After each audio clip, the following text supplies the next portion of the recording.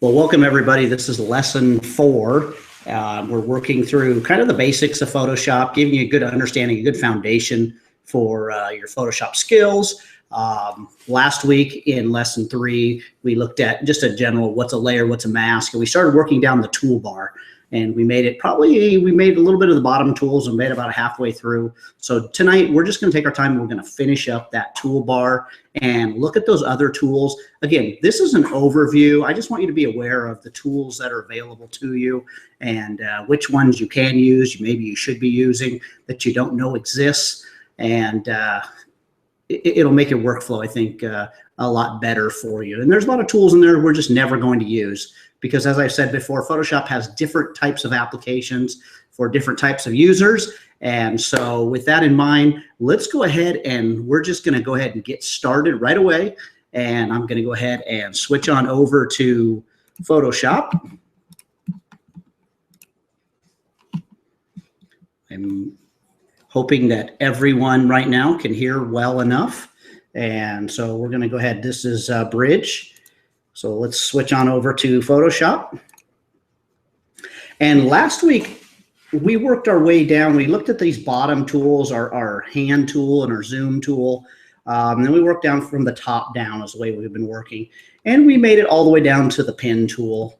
One thing I realized that I'd forgotten in the crop tool is nested inside of the crop tool is also the perspective crop tool. This is not a tool that I use often, but it does have its place. And I had just forgotten to share it. So I'm going to hurry and I'm going to pull up a picture here. This is just outside of around Carson City, Nevada. And just west of there's a place called Fort Churchill. It's a great spot to go and get Adobes. So nested under there is our perspective crop tool. And it works this way. You can start anywhere you want to lay down these corners. It doesn't really matter because you can move them at any time. I'm going to go ahead and I'm going to click down here at the bottom. See how it starts stretching out this netting over the top of everything? Again, all of this now can be moved. Now it's set. Now I can grab these corners. And generally, I'm looking at something like, see this corner on the right? Maybe I want to try to line everything up with it. Maybe I need to push in a little bit. I need to stretch, find a different line to work with. I'm not really worried too much about being off of the picture. I'm just trying to get things straight. Now I'm going to pull from this left-hand side until what I'm looking at now is I'm looking at this little corner on the left, and then I'm looking at the little corner right here. So I've kind of lined up. I'm also keeping my eye right here on this window frame. So we get that lined. And everything looks pretty good there. I'm going to pull that up just a tiny bit, and I'm going to go ahead and hit this checkbox. You can also hit enter, and I'm going to commit that crop. And you can see what it's done. It's actually changed the perspective. I'll undo it and redo it. So you can see not only is it cropping it, but it's doing that lens correction at the same time.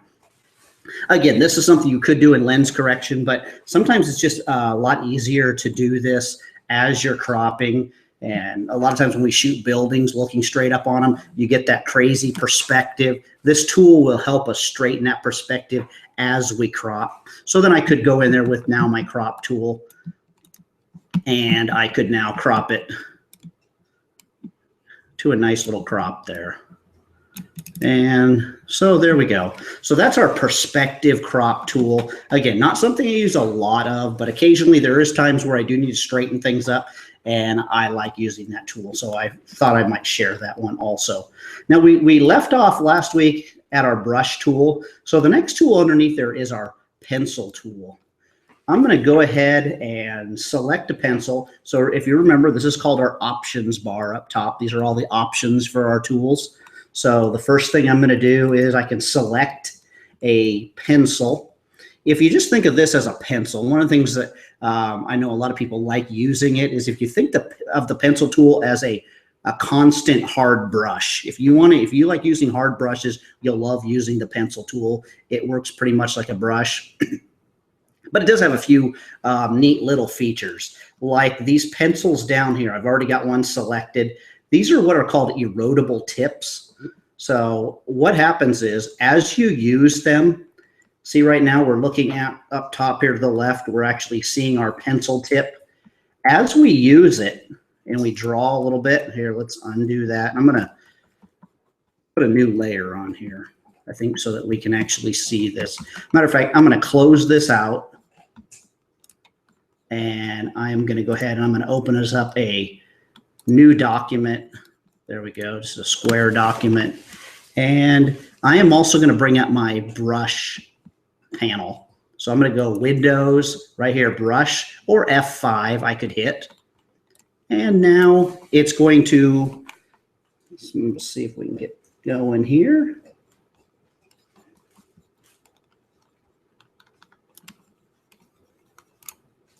My pencil tool is not wanting to write tonight for me.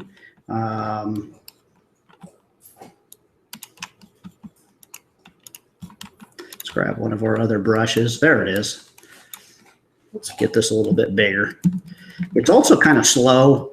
See how this is actually, this particular one's going to work like a brush. I've got it set for working with pressure for my tablet. I've moved my computer once again, and so I don't have my tablet working. I'm trying to draw here with a mouse, which is like trying to draw with a potato. But you can see it kind of skips and moves all around. And eventually what's going to happen is this is going to erode down to where all it's going to do, instead of a fine point, it's going to start flattening out. Then what I need to do is come over here to my brush panel and hit sharpen tip. And that's going to sharpen that tip back up. So the more you use it, it's like using a real pencil. You can see I'm just making different lines. It starts eroding down. So that's what they mean by erodible tips. One of the things you will find with working with pencils, I'm going to go ahead and close that out. I want to show you the erodible tips. I'm just going to go ahead and grab a regular old pencil tip right up here. And let's go back to Bridge. And let's just open up something here. We're going to work on this picture in a little bit. But how about we grab two different colors? I'll grab a red and we'll grab a green color here. There we go. Now, when I draw with red, anywhere I draw, it's going to draw with red. If I draw back over the red, it's going to do this, but I need to set this. Again, I don't use this very often. I'm going to set it to auto erase. Auto erase is if I click, see if I start somewhere that doesn't already have paint on it, it's going to paint red. See if I click up here, red, but if I restart over the red, it's going to paint with green, which is the background color. So it's a quick way to switch between foreground and background color. This more is something you're going to be doing if you're working more with graphics, less with photography, but that's just some things that it does. So that's the pencil tool. Our color replacement tool, this actually works kind of neat if, again, more graphic.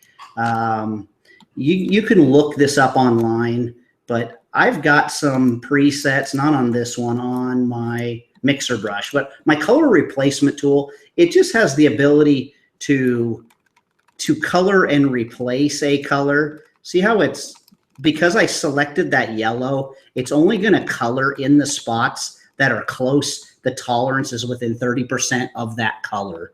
So that's the way that particular one's going to work. So see if I click in here, if I were to grab her hair, see, it's going to allow me to color into that color of her hair, but it's not going to color on the background. And it's just going to fill in those areas. If I get down here to her shirt, it's going to recognize the darkness of her shirt and say, hey, you can paint on there. So once in a while, people will use this to do different effects.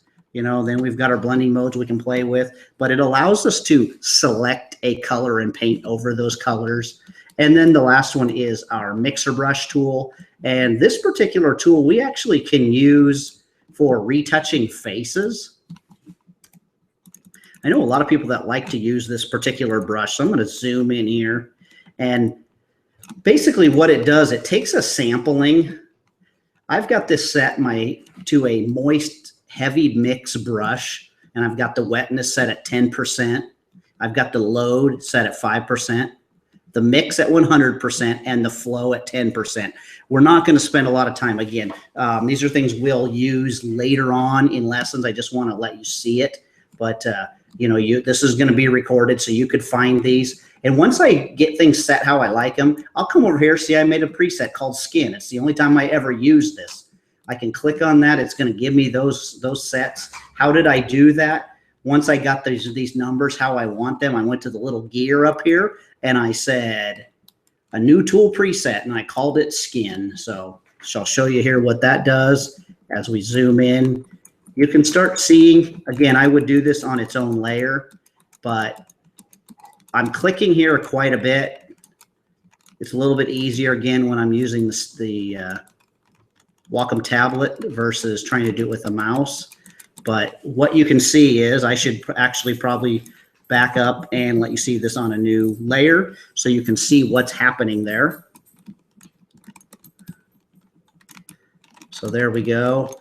I'm just clicking around and just painting on there. What it's doing, it's blending those colors. It's mixing them together based on some of those settings that I had made.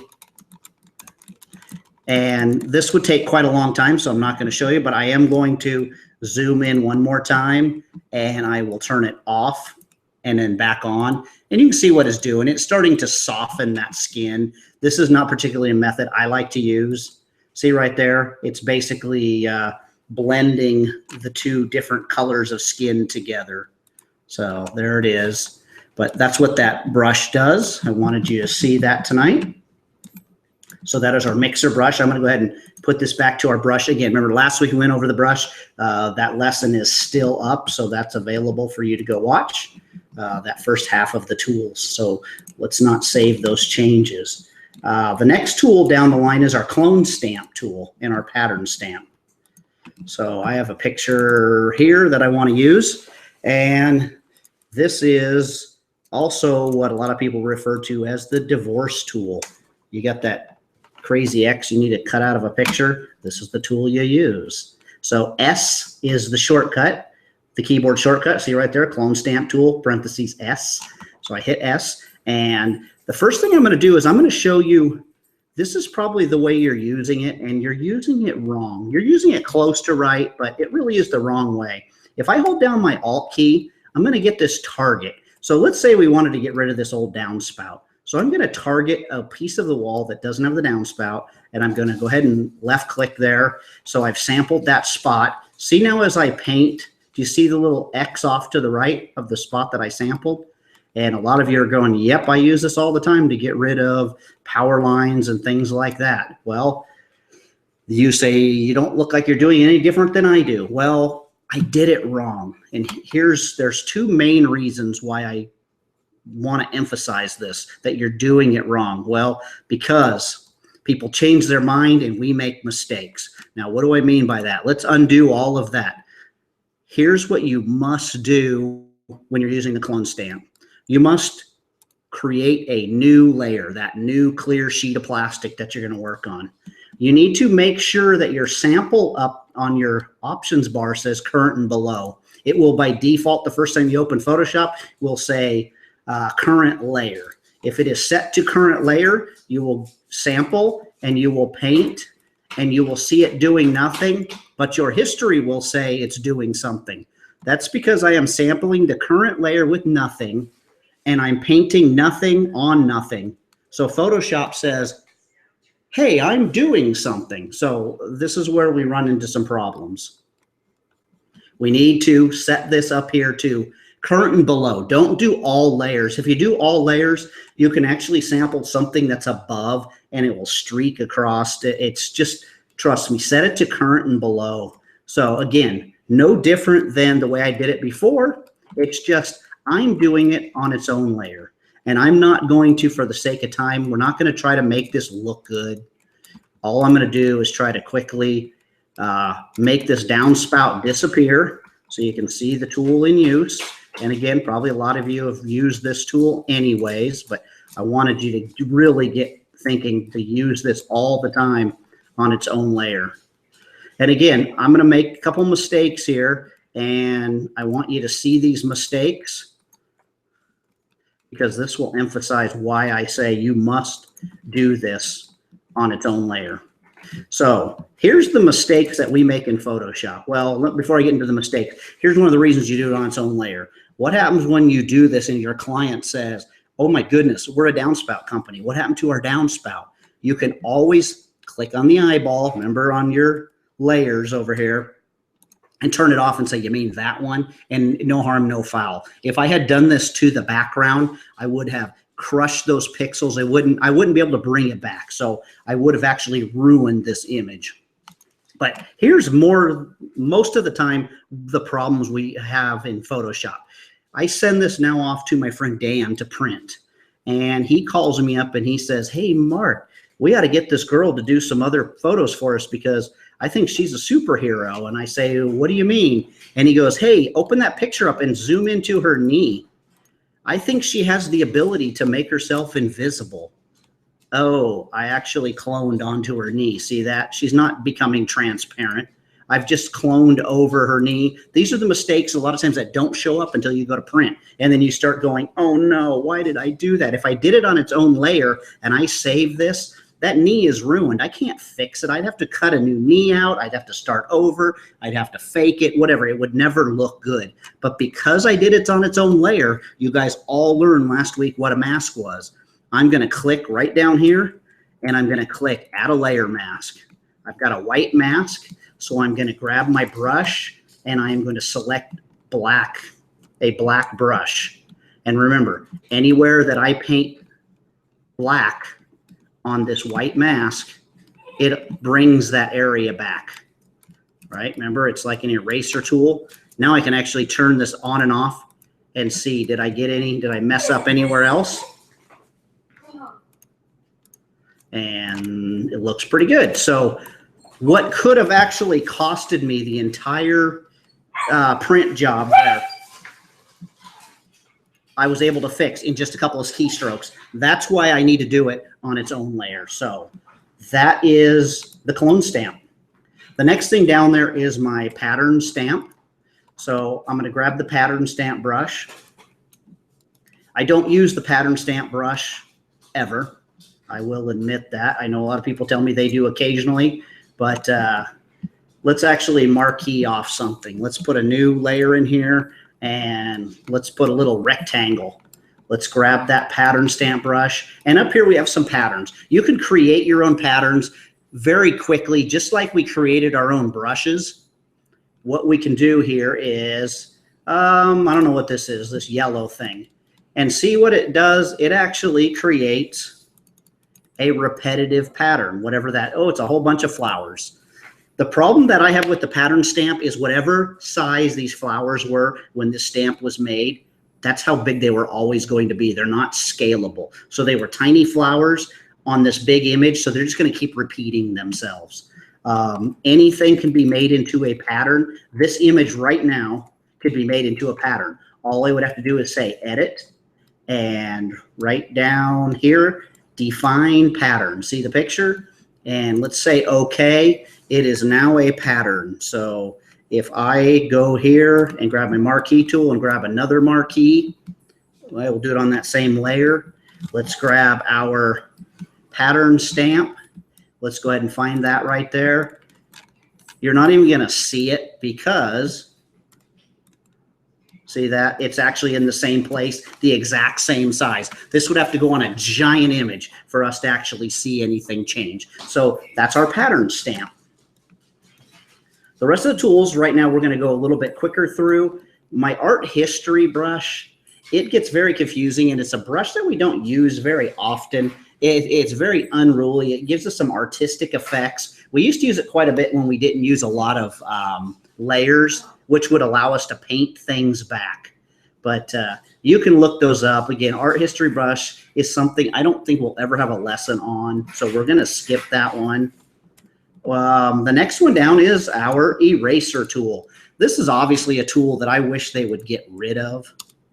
This is just a tool we just don't need anymore. I'm going to get rid of those two layers and deselect that. Why am I so adamant about that? I'm going to just make a copy of the background so you can see this instead of the background color. Because anywhere I use the eraser tool, I am erasing pixels. I am throwing those pixels away. If for some reason I decided I want to bring that back and I've closed this image, I've saved it, I am never going to get those things back again. They're gone forever. You don't need to use the eraser tool ever again, simply because we now have masks. So I'll do the exact same thing, just like we talked about the other night. I'm going to click and put a mask on, and now I'm going to use my paintbrush anywhere that I paint with black on my white mask. It's like using the eraser tool, except for when I switch back to white and I paint white, see it on my mask over here, it brings it back. Now I can save this as a Photoshop file, and I can open that up a year from now and still paint it back if I made a mistake. So that, again, is what you need to be doing. Don't worry about the background eraser tool. I told you last week, anything that's called magic or wonderful or whatever they call it in Photoshop usually isn't. We're going to show you the right way to cut things out. You're never going to need to use the background eraser tool or the magic eraser tool. The next one down is our gradient tool. Guess what our gradient tool does? It makes gradients. So if I put a new layer on here and I grab my gradient, and up to my options bar, you start seeing my gradient up here. This one is, first one is foreground to background color. This one is foreground to nothing. This is just black and white. And then there's some presets in here that are already built. Let's just grab, I kind of like this one, looks kind of neat. I'm gonna make this a little bit smaller so you can see it. And all I do is I pull it out here and it makes a gradient. If you notice on my options bar, I've got some other options. I can say, make it a gradient, a radial gradient. So now I'll just pull it and make it a gradient the other way. And this one has a wipe point.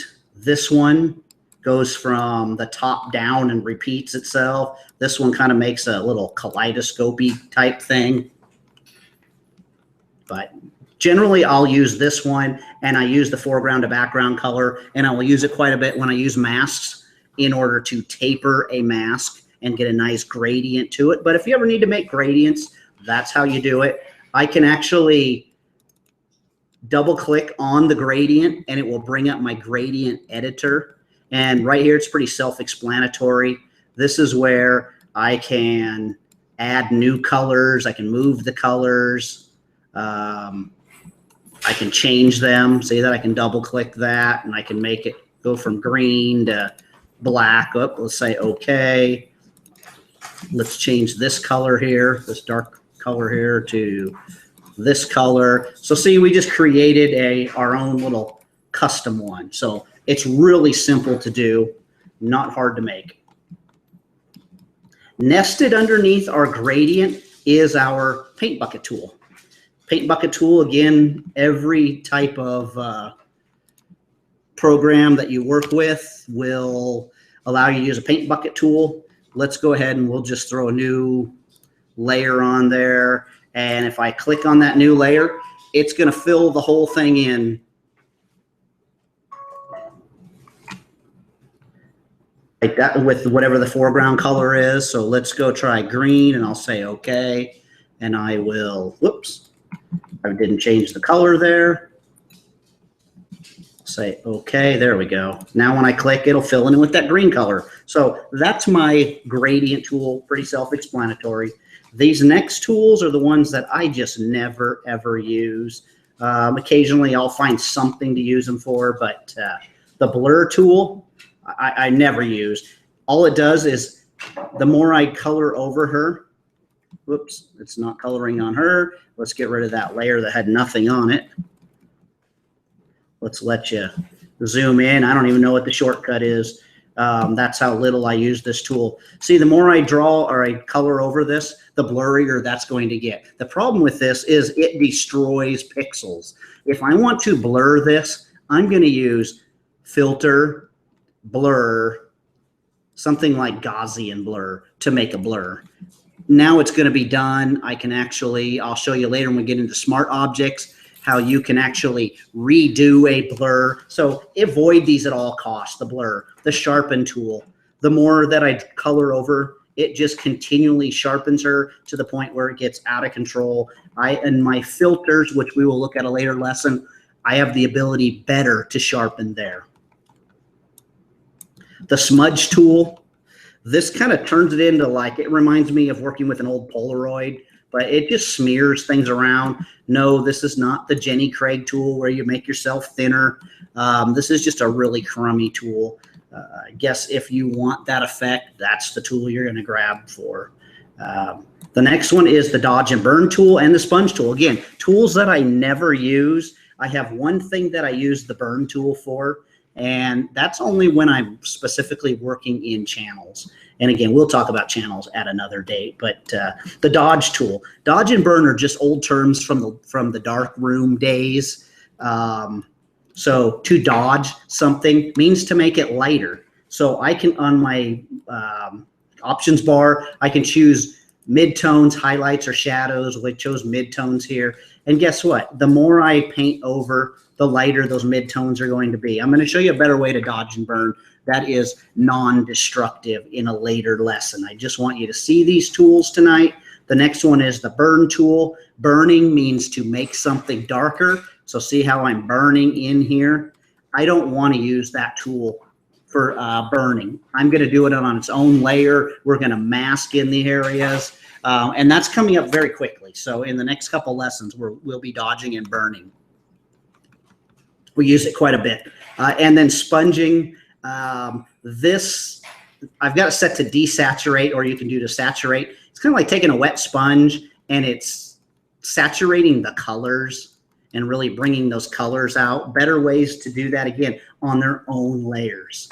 So that's it for all of our raster tools. If you remember our lesson between a raster and a vector, and we looked at what a raster was, what a vector, well, here are our 4 vector tools that we have inside of Photoshop.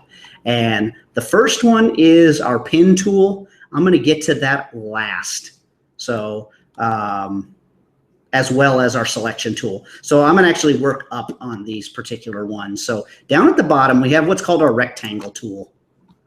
Right? It's going to look, when I pull this out, just like dragging out a marquee, except for, you'll notice, it put a stroke inside this shape. This is what I'm building. I'm building a shape, not a marquee. Up here, if I drag out this right here, this is a marquee and this is a raster. I am using one of my vector tools here. Notice it automatically went on its own layer. I didn't have to make a new layer. It just said, hey, I'm a vector. I can't be on the same layer as a raster. So let's go ahead back into that tool. And I've got some options up here. See, it's got a stroke around it. I could say, don't put a stroke around it, but I want you to fill it in with red. And now I have this red box. And again, it is a vector. So that means it is going to be scalable by math instead of interpolation. And again, if you're kind of lost, go back to 2 lessons back and rewatch those, and you'll see the difference and why it's so important. These are the tools you're going to grab for if somebody says, hey, can you build me a logo, and you don't know how to use Illustrator, or you don't have Illustrator and you want to build it in Photoshop, you need to grab these vector tools because they are scalable by math and not interpolation. Underneath there, we've got things like the rounded rectangle tool. That just, if you notice, it just rounds the edges off. We have our ellipse tool. It makes an ellipse. Or if we hold down our shift key, it makes a perfect circle. Same thing, our rectangle tool, if we hold down the shift key, it will make a perfect square. You got the polygon. You've got a line tool that's going to make lines so you can build things. And you got this custom shape tool, which is actually really cool. Up top here, here's a couple that are just a few things that are preloaded into Photoshop, little copyright symbols, and these are all vectors. Maybe you need to get a push pin. Check this out. If I were to, I'm going to hold my space bar down so I can give us some more space here. See that push pin? Probably hard to see it, but See how it's pulling out when I let it go? And I have a perfect little, whoops, push pin. See that? Now I can move that push pin wherever I want, do whatever color that I select. So that is that custom shape tool. The particular tool here is called our path selection tool. These are what's called a path. We'll talk about that here in a minute when we get to the pin, to our final one, the pin tool. It allows us to select a path and move the path around. Our direct select actually allows us to, if we had multiple objects, we can select a part of that object. So again, some of this stuff, it can get a little confusing when you're new to it. I just want you to be aware of what they are so that when we get into future lessons, you're not lost. Let's look now at our text tool. Text tool is pretty simple. Let's go ahead and put some text on this picture here. Now, here's some things with the text tool. Throughout Photoshop, I think I talked about this. I know I talked about it with the zoom tool. We had what was called our scrubby zoom, that if I clicked, left clicked on my mouse and I drug my mouse to the right, it would zoom out. If I clicked to the left, it would zoom in, or vice versa. And we could zoom in and out, scrub in and out. They're called scrubby sliders. How many of us, be honest, have put text on something in the past and then said, I want it to be a little bit larger? And you said, 36, maybe that will do it. Let's say we wanted to fit it into that area there. And we went, no, how about 72? And we said, no, I think we can go bigger. But that's our biggest number. So, Ken, tell the truth. Did you click in front of the 7 and say, how about 172? Wow, that's way too big. And you went, how about 120? And you were guessing, trying to get the size that you wanted. All you need to do is put your mouse, you notice, watch my cursor, see where the 2 T's are for what size my text is? This is called a scrubby slider. See that little symbol? That means if I click on my mouse and drag my mouse to the left, the numbers go down. Click and drag to the right, the numbers go up. So now there's none of this, what number is it? It's visual, and I can just go, yeah, I want it that big. I'd have never figured it was 117. I'd have been here all night trying to click around, but that's just one of those little quick things that you can do. Inside of the text tool, in the options bar up top here is where you can change the text. The first time you use it, it's going to choose whatever your foreground color was to set the text color. You've got things up here like your text warp tool. See where it says create warp text? If I click on that, you're going to see nothing happening, but then I can do things like I can arc the text. I can bulge the text. I can wave it like a flag, and then I can actually make changes apart from that. So that's how you use that particular tool. You can always hit the check to apply it. But here's something that's very important. The text tool, this will sound very, very basic. The text tool is the only tool that you cannot use keyboard shortcuts in.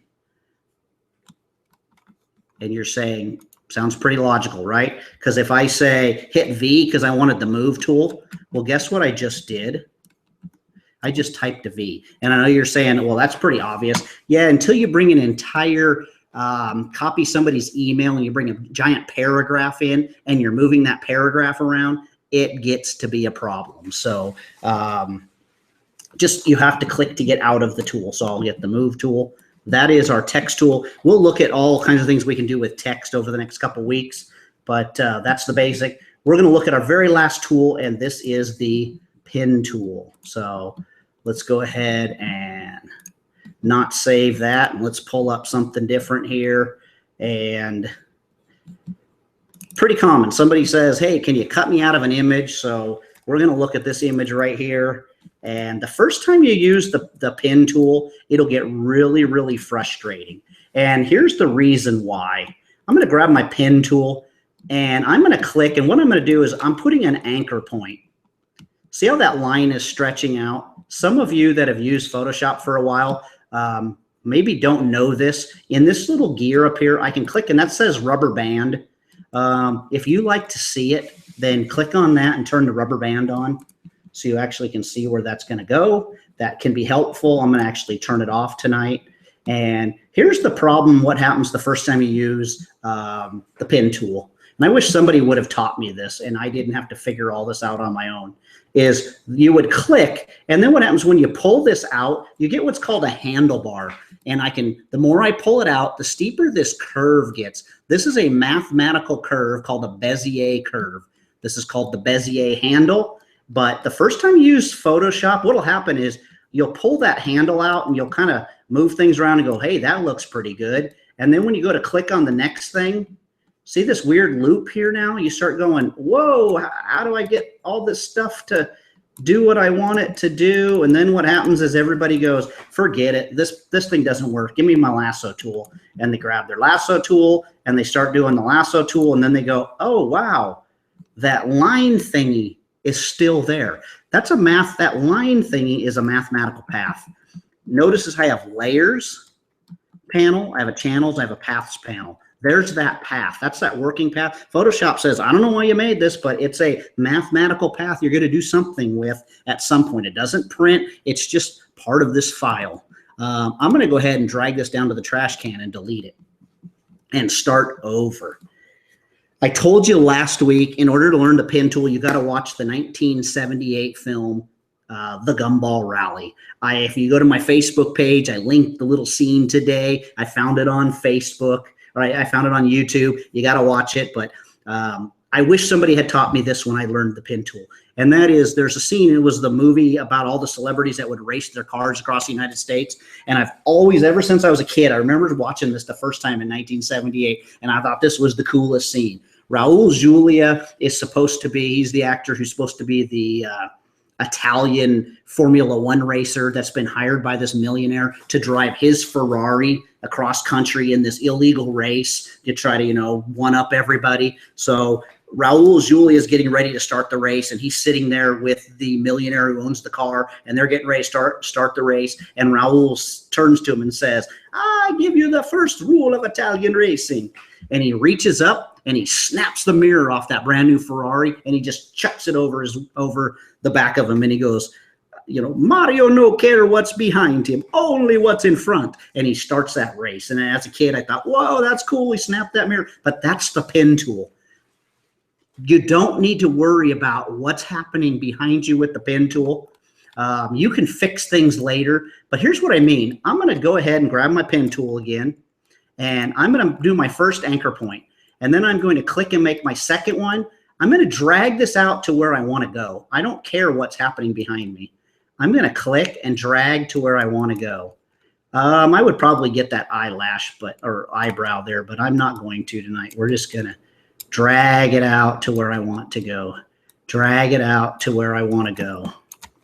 Drag it out. Now, some of you are going, yeah, but I'm pretty good with that lasso tool. No, you're not. The lasso tool is a very jagged tool. This is mathematical Bezier curves. These are the smoothest, the best curves that you can make on an image. If you learn to use this tool, you can spend just 2 or 3 minutes cutting out something perfect like this. And there is no worried about a fringe. There's no worry about missing a spot.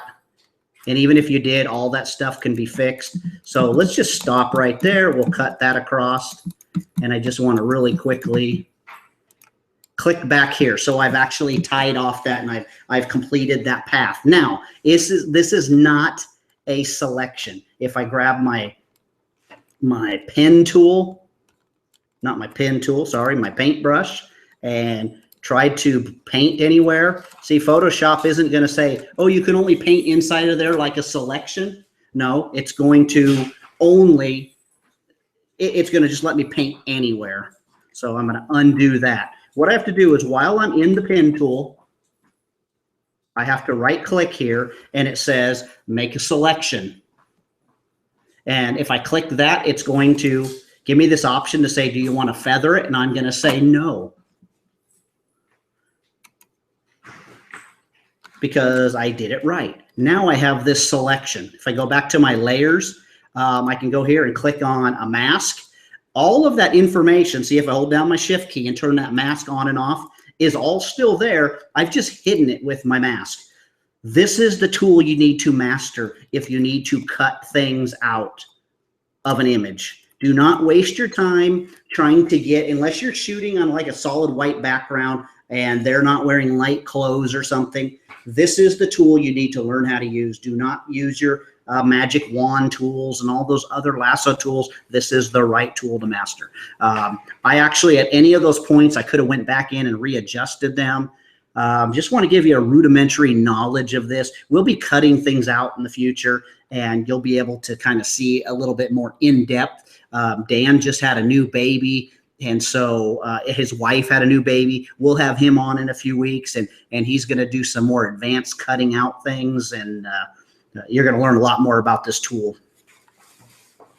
And again, much easier to do with a stylus than with a mouse. Again, you've heard me say that a number of times. I just cannot emphasize that enough.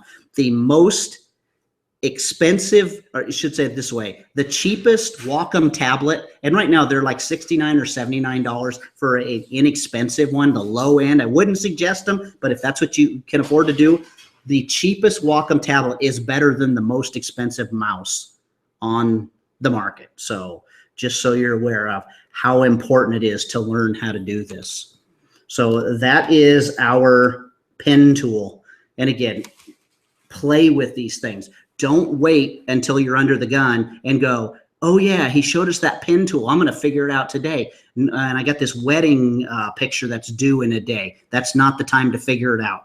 Start getting a picture of yourself, of your spouse, of your kids, of your dog, and start cutting them out of an image and learn how to use this. Just remember, don't worry about what's going on behind me. Worry about where I'm going to go. And you'll fail doing this, but after a while, you'll start figuring out how far along can I pull a radius? How short should it be? How long should it be? And you can't make a mistake because this is just a mask. And at any point, I have everything still there. If I missed a spot, all I have to do is grab a brush, see, and I could just paint in the stuff that I didn't get. So that's it. We've gone through the toolbar now, and in our next lesson, I will be teaching Photoshop all next week in Florida. So if any of you are in Florida and want to come to an all-day Photoshop class, where you can participate and have the stuff, seeing it done live. I'll be in Tampa Bay, Melbourne, Florida, Orlando, and Pensacola, Florida next week. So if you're in those areas, hit me up and I'll get you into the class. So next week, I won't be available, so we will not have the class. And I'll try to throw up some little short tips this week for you as I think of them. It's been exciting. Some of you have on Facebook have shown me pictures that you've worked on and sent me things just from our last lesson. My whole goal here is just to inspire you. Again, for some of us, this seems very elementary, but a lot of times this is where we fail in Photoshop, is where we have holes in our learning and we do things too difficult. And again, I've said it before, there are no wrong ways to do things in Photoshop, but lots of long ways. And I'm no expert in Photoshop. I've just failed at things more than you have, and have learned from those mistakes. Again, I was talking to somebody this week and said, Photoshop, a lot of times you get people that have only a small knowledge and they can do amazing things with it. Just like sticking a paintbrush in someone's hand who can paint. I can take all the art lessons in the world and I'm still going to be a mediocre painter versus someone who has just got that God-given talent. And so I see the same thing with Photoshop. There are so many people that are so creative. And then there's guys that kind of muddle through the thing that I can still learn stuff from. It doesn't have to be from the guy who only knows how to make people look like they're on fire and flying and things like that. It can be from the person that's only been using Photoshop for a couple weeks, because so much of the stuff we do is we've learned bad habits. And once those bad habits go away, it is really nice. So next time we meet, it'll probably be in 2 weeks, we'll start looking at adjusting our layers versus an adjustment layer. And that's where we'll get into our blending modes and some other fun things. So stay tuned. We're going to end it tonight right on time. So we will see you in a week or two. Thank you.